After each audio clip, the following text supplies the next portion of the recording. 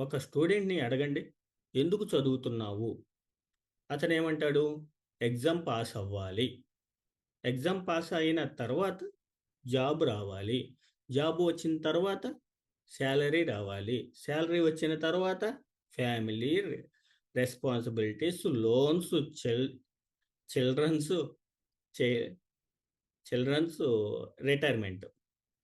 Last retirement. ఇలా life సాగిపోతూ ఉంటుంది.